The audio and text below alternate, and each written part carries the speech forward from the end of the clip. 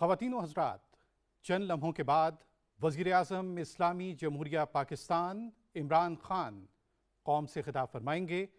وزیر اعظم کے خطاب سے پہلے تلاوت کلام پاک اور ترجمہ۔ اعوذ باللہ من الشیطان الرجیم، بسم اللہ الرحمن الرحیم۔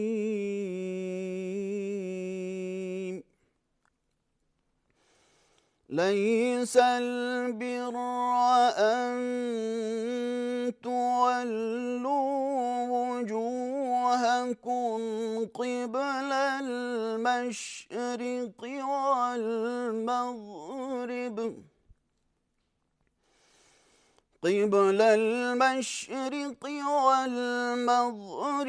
ولكن البر من آمن بالله واليوم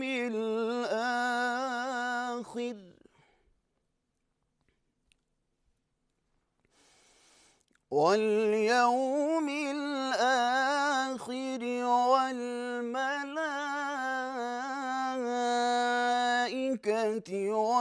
والكتاب والنبيين، وآتى المال على حبه ذوي القربى واليتامى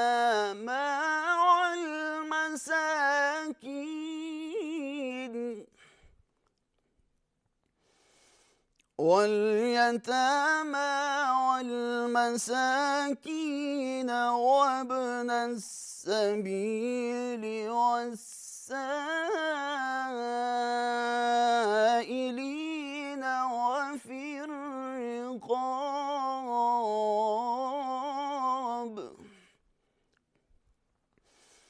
وأقام الصلاة وآتى الزكاة والموفون بعهدهم إذا عاهدوا،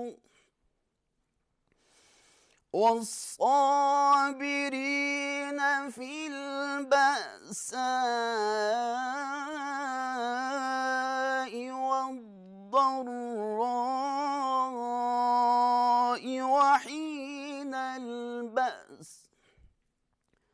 أولئك الذين صدقوا وأولئك هم المتقون۔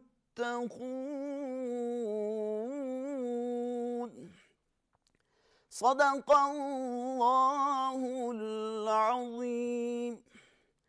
ارشاد باری تعالیٰ ہے، نیکی یہی نہیں کہ تم مشرق یا مغرب کی طرف منہ کر لو، بلکہ نیکی یہ ہے کہ لوگ خدا پر اور روز آخرت پر اور فرشتوں پر اور خدا کی کتاب پر اور پیغمبروں پر ایمان لائیں، اور مال باوجود عزیز رکھنے کے رشتہ داروں اور یتیموں اور محتاجوں اور مسافروں اور مانگنے والوں کو دیں، اور گردنوں کو چھڑانے میں خرچ کریں، اور نماز پڑھیں اور زکوٰۃ دیں، اور جب عہد کر لیں تو اس کو پورا کریں، اور سختی اور تکلیف میں اور جنگ کے وقت ثابت قدم رہیں۔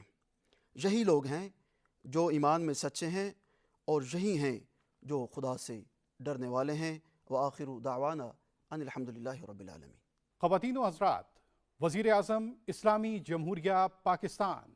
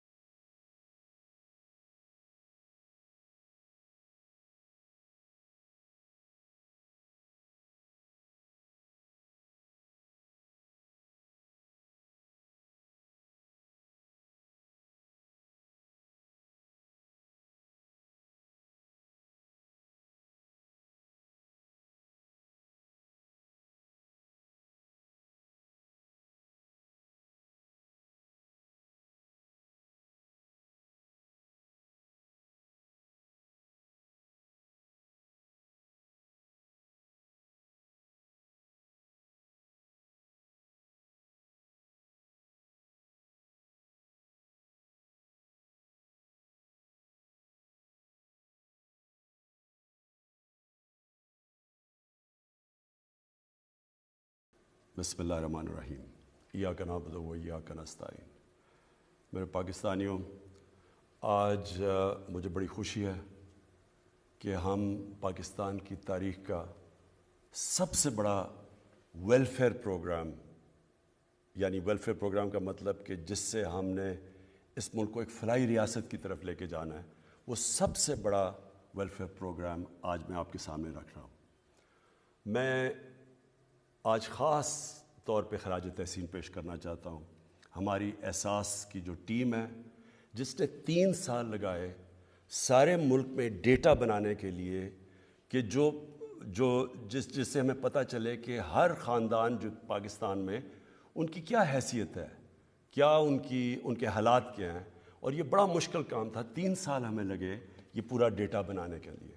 تو جب تک وہ ڈیٹا نہیں تھا ہمارے لیے سبسڈیز دینا اور آسان نہیں تھا، وہ اندازوں پہ تھا۔ تو اب ہمارے پاس ایک پورا ڈیٹا بیس آ گیا، اس لیے آج میں اس پوزیشن میں ہوں کہ میں آپ کے سامنے یہ پروگرام اناؤنس کر سکتا ہوں۔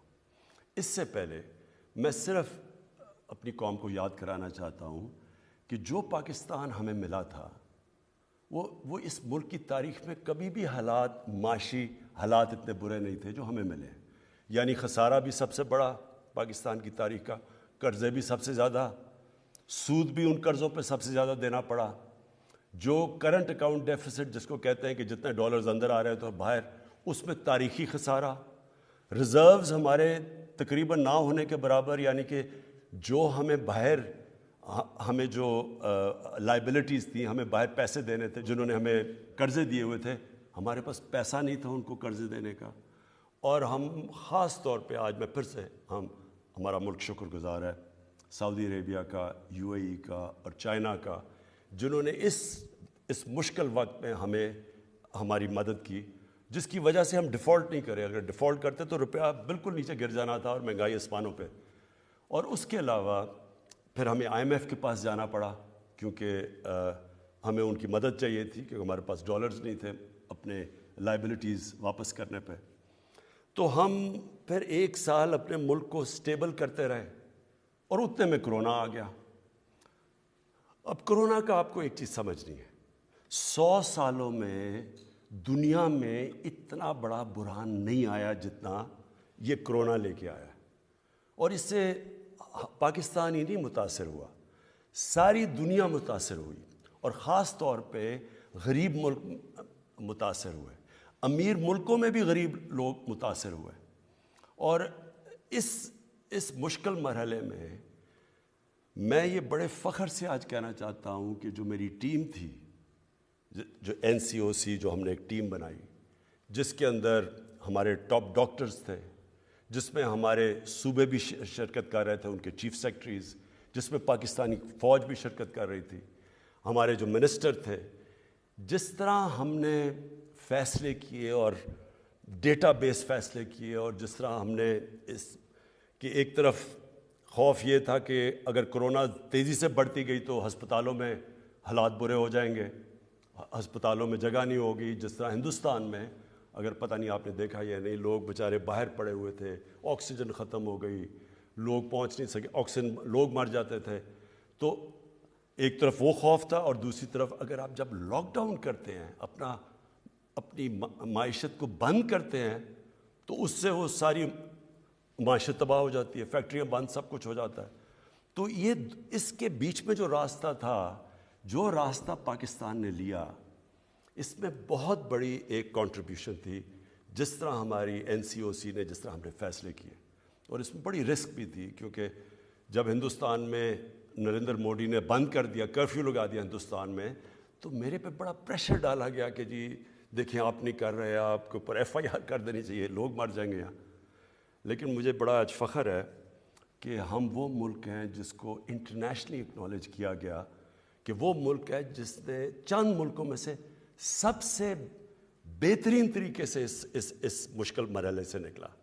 اور اس میں ہم اپنی بات تو کیا کریں، اس میں ورلڈ بینک کی اسٹیٹمنٹ ہے، اس میں ورلڈ ہیلتھ آرگنائزیشن نے پاکستان کی مثال دی ہے، اس کے اندر ورلڈ اکنامک فورم، انہوں نے پاکستان کی تعریف کی کہ جس طرح ہم نے یہ بیلنس کیا، اور پھر اکانومسٹ میگزین اس نے کہا کہ پاکستان تیسرے نمبر پہ وہ ملک تھا جس نے سب سے بہترین طریقے سے نکل کے حالات کو نارمل کر لیا. اور مجھے فخر یہ ہے کہ آج اگر آپ دیکھیں ہندوستان کے حالات دیکھیں جو جس طرح وہاں غربت بڑھی اور جس طرح ان کی اکانومی -7% پہ پہنچ گئی, اس میں ذرا میں صرف بتانا چاہتا ہوں کہ پاکستان کی پرفارمنس اس میں کیا تھی. امریکہ نے, یونائٹڈ اسٹیٹس نے, جب انہوں نے لاک ڈاؤن لگایا اور ان کی معیشت نیچے چلی گئی تو انہوں نے 4,000 ارب ڈالر خرچ کیا اپنی معیشت کو ڈیمانڈ اٹھانے کے لیے. پاکستان جس کی امریکہ کی 33 کروڑ آبادی ہے اور ہماری 22 کروڑ, ہم نے ٹوٹل پیسہ 8 ارب ڈالر خرچ کیا جس سے ہم نے اپنی معیشت کو بچایا. تو میں اس میں ذرا صرف آپ کو بتانا چاہتا ہوں کہ ہم نے کیا کیا قدم اٹھائے. ہمیں سب سے بڑا خوف یہ تھا کہ لوگ بے روزگار ہو جائیں گے. اگر کاروبار ٹھپ ہو جائے تو لوگ بے روزگار ہوں گے, اور جب لوگ بے روزگار تو غربت بڑھے گی. تو اس لیے ہم نے وہ جو لاک ڈاؤن سے ہم بچتے رہے, ہم نے چھوٹے lockdown, smart lockdown, لیکن وہ اپنی بالکل اکانومی بند نہیں کی, اور ہم نے خاص طور پہ اپنی زراعت کو بچایا, اور ہم نے کسی سٹیج پہ ان کو بند نہیں ہونے دیا. اور دوسرا ہم نے کنسٹرکشن کو بچایا, کیونکہ شہروں میں سب سے زیادہ جو لوگ روزگار دیتا ہے وہ کنسٹرکشن انڈسٹری دیتی ہے. اور پھر ہم نے ایکسپورٹس کو پوری بچانے کی کوشش کی, کیونکہ اگر ایکسپورٹس بند ہو جاتی تو ہمارا ڈالر کم ہونے تھے اور روپے نے گر جانا تھا. تو میں صرف پہلے اپنی زراعت کا بتانا چاہتا ہوں کہ اللہ کا کرم ہماری پالیسیز سے کیا ہوا. آج ہماری جو چاول کی گروتھ ہے جو جتنی تیز سے وہ بڑھا ہے وہ 13.6% ہے. ہماری مکئی 8% زیادہ بڑھی. ہماری جو گنا ہے وہ 22% زیادہ بڑھا ہے. جو گندم ہے وہ 8%. یہ سب ریکارڈ ہوا ہے پاکستان کے اندر. اور جو پچھلے سال ہماری کاٹن فیل ہو گئی تھی اس میں اس سال 81% گروتھ ہوئی ہے. اور جو اضافی پیسہ گیا ہے ہمارے زراعت کے اندر وہ 1100 ارب روپیہ گیا ہے. اور اس سال آپ یہ سمجھیں کہ اگر کسانوں کا حالات اچھے ہیں تو وہ کیسے ہمیں پتہ چلتا ہے کہ کسانوں کے وہاں خوشحالی آئی ہے. ریکارڈ موٹر سائیکل کی سیل ہوئی ہے پاکستان کی تاریخ میں, اور ٹریکٹر کی ریکارڈ سیل ہوئی ہے. اور اس کے علاوہ جو یوریا ہے, یوریا 23% زیادہ استعمال ہوا ہے. اس کا مطلب کہ حالات اچھے, اور انشاءاللہ جب کسان خوشحال ہوتا ہے تو اس سے ملک کی پیداوار بڑھتی ہے اور ملک کا فائدہ ہوتا ہے. دوسری چیز جو ہماری ہاؤسنگ تھی, ہم نے کنسٹرکشن کے لیے کیا. کنسٹرکشن میں اس وقت 600 ارب روپے کے پروجیکٹس چل رہے ہیں کیونکہ ہم نے کنسٹرکشن کو انسینٹیوائز کیا. پھر ہمارا جو انڈسٹری ہے, اصل تو دولت ملک کی تب بنتی ہے جب اس کی ملک کی انڈسٹری اٹھے. تو پہلے تو میں آپ کو یہ بتا دوں کہ لارج اسکیل مینوفیکچرنگ بڑی دیر کے بعد پاکستان میں پچھلے 3 مہینے میں تقریباً 13% اس میں گروتھ ہوئی ہے. اس کا مطلب ملک کی دولت میں بھی اضافہ, اس کا مطلب روزگار بھی زیادہ. لیکن میں اور انڈسٹریز بتا دوں کہ انجینئرنگ کے اندر 350% کے ان کے پروفٹس کے اندر بڑھا, ان کا نفع بڑھا ہے 350 ارب روپیہ. ٹیکسٹائل میں 163% اضافہ ہوا ہے ان کے پروفٹس کے اندر. گاڑیوں میں 131% اضافہ ہوا ہے. سیمنٹ میں 113% اضافہ ہوا ہے. اور آئل اور گیس میں 75% اضافہ ہوا ہے. جو بجلی کی کنزمپشن بڑھی ہے, ہمیں کیسے پتہ ہے کہ ہماری انڈسٹری چلنی شروع ہو گئی ہے, ملک کی گروتھ ریٹ بڑھ گئی ہے؟ تو بجلی کی کنزمپشن میں 13% اضافہ ہوا ہے. اور جو ہمارا ٹیکس ہے, جو پاکستان کی جو سب سے ہمیں کیوں ہم پھنس جاتے ہیں, ہمارے پاس اتنی آمدنی نہیں ہوتی اپنے خرچے پورے کرنے کے لیے, 37% ہمارا ٹیکس کے اندر اضافہ ہوا ہے. ہمارا جو ٹارگٹ ہے ٹیکس کا, اللہ کا خاص کرم ہے کہ ہم اس ٹارگٹ سے اوپر جا رہے ہیں. یہ بڑا کم ہوا ہے پاکستان میں. تو ہمارے انڈیکیٹرز اللہ کا شکر ہے کہ صحیح راستے پہ چلے گئے. میں صرف ایک اور بڑی خوشخبری سناؤں کہ جو آئی ٹی ہے, جو نوجوانوں کے لیے جو فیوچر ہے پاکستان کا آئی ٹی کا, پچھلے سال 47% اضافہ ہوا آئی ٹی کے اندر, اور اس سال لگ رہا ہے کہ 75% ہماری آئی ٹی کے اندر گروتھ ہو رہی ہے. تو یہ ہمارے یوتھ کے لیے بڑی خوشائن چیز ہے.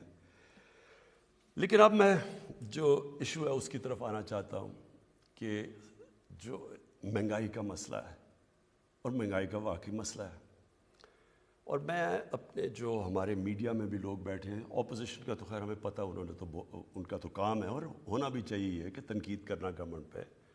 میڈیا کا بھی کام ہے، تنقید کرتے ہیں اور تنقید سے معاشرے کو فائدہ ہوتا ہے، کنسٹرکٹیو کرٹیسزم سے. لیکن میں صرف میڈیا کو چاہتا ہوں کہ تھوڑا بیلنس کریں کہ کیا ہماری گورنمنٹ کی وجہ سے کتنی مہنگائی بڑھی ہے، اور کیونکہ ہم ایک دنیا کا حصہ ہیں، جو دنیا میں جو ہو رہا ہے اس کی وجہ سے ہمیں کتنا نقصان ہوا ہے، ہمارے لوگوں کے اوپر کتنا بوجھ پڑا ہے. تو ایک بلومبرگ کموڈٹی انڈیکس ہے، اور میں اپنے جو ہمارے نوجوان ہیں وہ تو اپنے موبائل فون کے اوپر گوگل کر سکتے ہیں، لیکن میں اپنے میڈیا کے لوگوں کو بھی کہنا چاہتا ہوں. اس کے مطابق ایک سال میں 50% اضافہ ہوا ہے کموڈٹی پرائسز میں. پاکستان کے اندر جو انفلیشن ہے، جو مہنگائی ہے، وہ 9% ہے. انٹرنیشنلی بلومبرگ کے انڈیکس کے مطابق 50% اضافہ ہوا ہے. میں اور ملکوں کا بتا، مثلا ترکی ہے، ترکی کے حالات ہمارے سے بہت بہتر تھے. ترکی میں مہنگائی 19% ہے. آج ان کی جو کرنسی ہے، ہم کہتے ہیں نا ہمارا روپیہ گرا ہے، ان کا 35% ان کی کرنسی نیچے گری ہے. امریکہ کے اندر 2008، امریکہ اور یورپ کے اندر 2008 کے بعد سب سے زیادہ مہنگائی ہوئی ہے. اب چائنا، اس کا جو پروڈیوسر پرائس انفلیشن ہے، پروڈیوسر پرائس انفلیشن، وہ 26 سال میں سب سے زیادہ اس کی مہنگائی اوپر گئی ہے. اور جرمنی میں 50 سال کے بعد سب سے زیادہ مہنگائی ہوئی ہے جرمنی کے اندر. گیس کے اوپر آ جائیں، کیونکہ ابھی سردیاں آ رہی ہیں اور ہمیں گیس کا مسئلہ آنے والا ہے. گیس پہ آ جائیں. امریکہ کے اندر 116% تک نیچرل گیس کے اندر قیمتیں بڑھی ہیں. یورپ میں 300% تک گیس کی قیمتیں بڑھی ہیں. اور پاکستان میں جو آپ کے گھروں میں گیس جا رہی ہے اس کی کوئی قیمت نہیں بڑھی. قیمت تو بڑھ رہی ہے وہ جو ہم باہر سے گیس امپورٹ کر رہے ہیں. اب اس کا میں پھر سے کہتا ہوں کہ ہم اس کا کیا کریں؟ جو انفلیشن باہر سے آ رہی ہے، اگر تو اللہ کرے کہ ہمارے ملک میں یہ ساری چیزیں ہوں تو اب ہم اور قیمتیں نیچے لے جائیں. لیکن باہر سے بھی جو آ رہی ہیں چیزیں، اس میں ذرا ایک چیز یاد رکھیں کہ جو فریٹ ہے، جو سمندر سے جو کشتیوں میں سامان آتا ہے پاکستان میں، 350% فریٹ کے اندر اضافہ ہوا ہے. اس میں اب پاکستان کیا کر سکتا ہے؟ پھر تیل پہ آ جائیں. اصل میں جب تیل مہنگا ہوتا ہے تو ساری چیزیں مہنگی ہو جاتی ہیں. اب تیل پچھلے 3-4 مہینے میں تیل کی قیمت 100% بڑھ گئی ہے.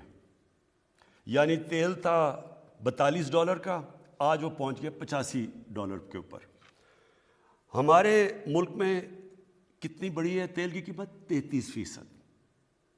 انٹرنیشنلی 100% بڑی ہے. اب ذرا یہ بھی ذرا دیکھ لیں کہ ہمارے جو ساتھ ساتھ ملک ہیں جدھر بلکہ غربت ہمارے سے بھی زیادہ ہے، بنگلہ دیش اور ہندوستان میں. آج ہندوستان کے اندر تیل کی قیمت ہے $250 لیٹر. بنگلہ دیش میں تیل کی قیمت ہے $200 لیٹر. پاکستان میں تیل کی قیمت ہے $138 لیٹر. یہ کیوں کم ہے؟ کیونکہ ہم نے جو لیویز لگتی ہیں، یعنی جو ٹیکس لگتا ہے، وہ سارے ہم نے کم کرتے گئے تاکہ لوگوں کے اوپر بوجھ نہ پڑے. اگر ہم جس طرح انٹرنیشنل قیمتوں میں اضافہ تھا اسی طرح ہم کرتے، یا جو پچھلی گورنمنٹ نے ٹیکسز لگائے ہوئے تھے، تو آج ہمیں 450 ارب مزید اس گورنمنٹ کو فائدہ ہونا تھا. وہ ہم نے اپنے پیٹ کاٹ کے، تو اس لیے تاکہ لوگوں کے اوپر بوجھ نہ پڑے. تو جب آپ کہتے ہیں جی پٹرول مہنگا ہو گیا، اس وقت پاکستان سب سے، سوائے وہ ملک جن ملکوں کے اندر تیل نکلتا ہے، سوائے ان ملکوں کے جو امپورٹ کرتے ہیں، پاکستان میں سے سب سے سستا ملک ہے پیٹرول میں. لیکن میں آج آپ کو کہہ رہا ہوں کہ ہمیں پٹرول بڑھانا پڑے گا، کیونکہ ہم اگر پٹرول نہیں بڑھاتے تو ہمارا خسارہ بڑھتا جا رہا ہے. اور خسارہ آگے بوجھ پڑا ہوا ہے ہمارے قرضوں کے اوپر جن کا سود دینا پڑتا ہے. تو ہمیں تھوڑا پٹرول کی قیمت بڑھانی پڑے گی، میں آج آپ کو کہہ رہا ہوں. لیکن ابھی بھی ہندوستان سے ذرا صرف مقابلہ کر لیں کہ $250 لیٹر آج ہندوستان میں پٹرول بک رہا ہے، اور بنگلہ دیش میں 200 روپے لیٹر. تو آپ ذرا خود ہی مقابلہ کر لیں کہ پاکستان میں آج 138 روپے کا بک رہا ہے. اب آٹے کے اوپر آ جائیں. آج اگر آپ دنیا کی ایوریج نکالتے ہیں کہ دنیا میں ایوریج پہ آٹا کتنے کا بک رہا ہے, تو آپ کو حیرت ہوگی یہ سن کے کہ پاکستان میں اس سے آدھی قیمت پہ آٹا بک رہا ہے. آج اگر ہندوستان اور بنگلہ دیش سے آپ مقابلہ کرتے ہیں تو ہندوستان میں 83 روپے کے جی پہ آٹا بک رہا ہے, اور وہ بنگلہ دیش میں بھی 83 روپے, پاکستان میں 60 روپے کے جی آٹا بک رہا ہے. میں یہ آپ کو اس لیے بتانا چاہتا ہوں کہ آپ یہ سمجھ جائیں کہ ہاں مہنگائی ہے, لیکن گورنمنٹ کی طرف بھی دیکھیں کہ ہم اپنی پوری کوشش کر رہے ہیں کہ آپ کے اوپر بوجھ نہ پڑے. اب دال مونگ یہ عام آدمی کھاتا ہے, اس میں بھی دیکھ لیں کہ ہمارے سے پھر سے زیادہ غربت ہے ہندوستان میں اور بنگلہ دیش میں. ہندوستان میں بک رہی ہے 338 روپے کی کے جی دال مونگ, بنگلہ دیش میں 334 روپے کی, اور پاکستان میں 162 روپے کی بک رہی ہے.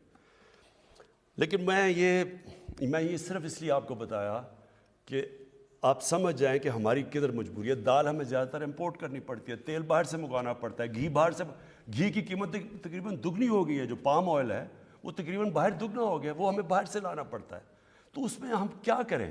یعنی تو اس کے لیے ہم نے فیصلہ کیا, یہ جو اب پروگرام آپ کے سامنے رکھنے لگا ہوں, اس سب چیز کو دیکھتے ہوئے ہم نے ایک آپ کے سامنے پروگرام لائے تاکہ آپ کے اوپر بوجھ نہ پڑے, اور کم سے کم بوجھ پڑے. بوجھ تو خیر پڑا ہوا ہے, وہ دنیا کا مسئلہ بنا ہوا ہے. اور میں یہ بھی سمجھتا ہوں کہ یہ انشاءاللہ یہ سردیوں کے بعد یہ دنیا میں یہ جو سپلائی افیکٹ ہوا ہے کرونا کی وجہ سے, یہ ٹھیک ہونا شروع ہوگا, قیمتیں نیچے بھی آ جائیں گی.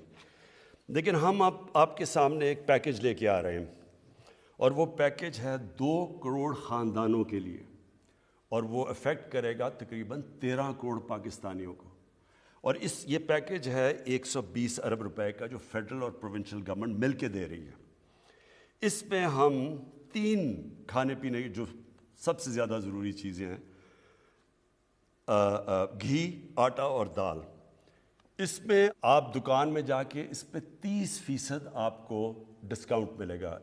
ہم 30% سبسڈی دے رہے ہیں گورنمنٹ, اور یہ 120 ارب روپے کی سبسڈی ہے, اور یہ انشاءاللہ اگلے 6 مہینے تک ہے, تاکہ یہ جب مشکل وقت نکل جائے تو اس میں آپ کو 30% آپ کو اس میں بچت ہوگی جب آپ جا کے یہ 3 چیزیں خریدیں گے. یہ جو ہمارا پیکج ہے انشاءاللہ اگر ہمارے جس طرح ہمارا ٹیکس بڑھتا جا رہا ہے, ہمارے پاس اگر اللہ ہمارے حالات بہتر کرے تو یہ ہم مزید آگے بھی بڑھا سکتے ہیں, لیکن ابھی مجبوری میں یہ ہم لے کے آ رہے ہیں. اب اس کے علاوہ آپ کو پتہ ہونا چاہیے کہ احساس کا اس کے علاوہ 260 ارب روپے کے احساس کے پروگرام چل رہے ہیں, اور یہ بھی صرف اور صرف یہ 1 کروڑ 20 لاکھ خاندانوں کے لیے 260 ارب روپے کے ہمارے جو پروگرام ان کے لیے ابھی بھی چل رہے ہیں. یہ اس کے اوپر پیکج دیا جا رہا ہے. اس کے بعد جو دوسری چیز ہم لے کے آ رہے ہیں وہ بھی ایک پاکستان کی تاریخ میں ایک پہلی دفعہ اتنا بڑا پروگرام ہے, کامیاب پاکستان. کامیاب پاکستان کے اندر ہم کیا کر رہے ہیں, ہم نے 1400 ارب روپے کی فنڈنگ رکھی ہے. اس میں 1400 ارب روپے کبھی پاکستان کی تاریخ میں اپنے کمزور طبقے, اور کمزور طبقے کا مطلب یہ ہے 40 لاکھ خاندانوں کے لیے ہم لے کے آ رہے ہیں. 40 لاکھ خاندانوں کے لیے ہم نے یہ ایک سود کے بغیر قرضوں کا پروگرام لے کے آ رہے ہیں, تاکہ سود ان لوگوں کو ہم اوپر اٹھا سکیں. تو اس کے اندر سب سے پہلے گھر بنانے کے لیے سود کے بغیر آپ کو قرضے دیے جائیں گے. یہ جو 40 لاکھ خاندان ہیں, آپ اپنا گھر بنا سکیں گے سود کے بغیر قرضے لے کے. پھر اگر کسان ہے تو اس کو 5 لاکھ کا قرضہ ملے گا سود کے بغیر, اپنا وہ جو بھی اپنی زمین پہ انویسٹ کر سکے. شہروں کے اندر کاروبار چلنے کے لیے آپ کو قرضہ دیا جائے گا سود کے بغیر 5 لاکھ کا. پھر ایک خاندان میں ایک فرد کے لیے سکل ٹریننگ کروائی جائے گی تاکہ اس کو کوئی ہنر سیکھے, تاکہ وہ اپنے پیر پہ کھڑا ہو سکے, اپنے سارے خاندان کی بھی مدد کر سکے. اس کے ساتھ کنیکٹڈ ہے کامیاب جوان پروگرام. ہمارا جو کامیاب جوان پروگرام ہے اس میں اب تک ہم قرضے دے رہے ہیں 22,000 نئی چھوٹی چھوٹی بزنس کے لیے ہم نے قرضے دیے, جس کے اندر 30 ارب روپیہ ہم دے چکے ہیں. 30 ارب روپیہ یہ 22,000 بزنس کے لیے. ساتھ ساتھ 2 لاکھ لوگوں کو سکلز ایجوکیشن بھی دے رہے ہیں, یعنی ہنر بھی سکھا رہے ہیں. اور اس کے ساتھ بھی کنیکٹڈ ہے پاکستان کی تاریخ کا سب سے بڑا اسکالرشپ پروگرام. اور یہ اس لیے امپورٹنٹ ہے کہ یہ اگر کوئی چیز بھی ہمارے نچلے طبقے کو, کمزور طبقے کو اٹھا سکتا ہے وہ ہے تعلیم. اور اس کے لیے کبھی اتنا بڑا پاکستان میں پروگرام نہیں ہے. 60 لاکھ اسکالرشپس اور اسکول اسٹائپنڈس یہ ہم دے رہے ہیں, اور اس میں ہم 47 ارب روپیہ ہم خرچ کر رہے ہیں اس کے اوپر, اس بڑے پروگرام میں, جس میں صوبے بھی شامل ہیں. یہ ٹوٹل پروگرام کی میں بات کر رہا ہوں جس میں ہائر ایجوکیشن, صوبے, ہم سب مل کے کر رہے ہیں. 60 لاکھ اسکالرشپس اور اسکول اسٹائپنڈس یہ کبھی اس ملک کی تاریخ میں کبھی کسی گورنمنٹ نے نہیں دیا. اور آخر میں ہیلتھ کارڈ. میری شروع سے کوشش یہ تھی کہ اس ملک کے اندر جو سب سے ایک مشکل وقت ایک خاندان کے اوپر آتا ہے کہ اگر گھر میں بیماری ہو جائے اور ان کے پاس پیسہ نہ ہو علاج کروانے کے لیے, اسی لیے شوکت خانم بنا تھا. وہی کینسر کے علاج اتنا مہنگا تھا. جب میں نے دیکھا کہ ہمارے لیے اتنا مشکل تھا, اللہ نے ہمیں حیثیت دی تھی, تو جن کے پاس کچھ نہیں تھا وہ کیا کریں اگر ان کے گھر میں بیماری ہو. تو اس لیے وہ سوچا تھا. تو میں نے تب بھی سوچا تھا کہ ایک دن اللہ نے مجھے موقع دیا تو ہر پاکستان کے خاندان کو میں ایک ہیلتھ انشورنس دلواؤں گا. اور مقصد اس کا یہ ہوگا کہ ہر خاندان میں اگر کبھی بھی بیماری ہو تو ان کے پاس پیسے ہوں اور وہ جا کے کسی بھی ہاسپٹل میں اپنا علاج کروا سکیں. تو یہ جو ہمارا پروگرام ہے یہ پوری طرح اس وقت پختونخوا کے اندر شروع ہو گیا ہے. سارے پختونخوا کے خاندان اس وقت ان کے پاس ہیلتھ انشورنس ہے, اور وہ کسی گورنمنٹ ہاسپٹل میں 10 لاکھ روپے تک اپنا علاج کروا سکتے ہیں. اب یہ اسلام آباد کی ساری ایریا میں بھی شروع کر رہے ہیں ہم, اور تقریباً ہم کر چکیں گے اس 1-2 مہینے میں. اس کے بعد یہ پنجاب میں شروع ہو رہا ہے دسمبر کے آخر میں. مارچ تک سارے پنجاب کے خاندانوں کے پاس ہیلتھ کارڈ آ جائے گا. کسی بھی ہسپتال میں جا کے 7 سے 10 لاکھ روپے تک اپنا مفت علاج کروا سکیں گے. اور یہ جتنے بھی آزاد کشمیر جدھر ہماری گورنمنٹس ہیں, یہ پروونشل گورنمنٹس کر رہی ہیں. گلگت بلتستان میں کر رہی ہے. میں نے جو ہماری کولیشن گورنمنٹ ہے بلوچستان میں نے کل چیف منسٹر سے بات کی کہ وہ بھی وہاں سے شروع کریں اپنا پروگرام. اور انشاءاللہ مارچ تک ہمارے جتنے سندھ, کیونکہ ان کی اپنی گورنمنٹ ہے, میں تو ان کو بھی کہوں گا سندھ کو کہ وہ شروع کریں پروگرام, کیونکہ اس سے بڑی نعمت ایک عام شہری کے لیے نہیں ہو سکتی, اور خاص طور پہ جو کمزور طبقہ ہوتا ہے. میں اپنے انڈسٹریلسٹ اور جو کنسٹرکشن انڈسٹری میں جتنے بڑے بڑے ہمارے سیٹ ہیں, میں آپ سب کو آج اپیل کرتا ہوں کہ جب آپ کا اتنا زیادہ نفع بن رہا ہے تو اس کے اندر ان کو شامل کریں. جو مزدور ہیں, جو آج کل کی مہنگائی میں مشکل میں ہیں, ان کی ضرور آپ تنخواہیں بڑھائیں. آخر میں میں آج پھر سے اپنی پہلے تو احساس کی ٹیم کو مبارک دیتا ہوں کیونکہ بڑی مشکلوں سے ڈیٹا بیس بنایا گیا. اور میں اپنی میڈیا کو پھر سے میں اپیل کرتا ہوں کہ جب آپ, یہ بڑا آسان ہے, جب یہ مشکل وقت ہے, ساری دنیا میں مشکل وقت ہے, تو آپ اگر امریکہ میں بھی کسی غریب گھر کے پاس لے جائیں کہ جی گیس بڑی مہنگی ہے, یا انگلینڈ میں تو چیزیں نہیں مل رہی کئی جگہ کیونکہ وہاں تو حالات اور طرح کے ہیں, تو وہ سارے کہیں گے اگر آپ مائک لے جائیں بڑا مشکل وقت ہے جی. لیکن یہ سمجھائیں کہ یہ کوئی پاکستان کے اندر مشکل وقت نہیں ہے, بلکہ ہم وہ ملک ہے جو بہت بہتر طرح سے نکلا ہوا ہے اس مشکل وقت سے. جس ملک کے حالات وہ تھے 3 سال پہلے اور آج اگر آپ دیکھیں تو اللہ کا خاص کرم ہے اس کے اوپر. اور جو اپوزیشن سڑکوں پہ نکلی ہوئی ہے کہ جی بہت مہنگائی ہو گئی, تو میری صرف 2 بڑے خاندانوں سے ایک ریکویسٹ ہے. میں آپ سے بلکہ ریکویسٹ کرتا ہوں کہ 30 سال میں جو آپ 2 خاندانوں نے پیسہ چوری کر کے ملک سے باہر لے کے گئے ہیں, آدھا بھی آپ پیسہ پاکستان لے آئیں. میں آپ سے اپنی قوم سے وعدہ کرتا ہوں سارے کھانے پینے کی چیزوں کی قیمتیں میں آدھی کر دوں گا. پاکستان پائندہ باد.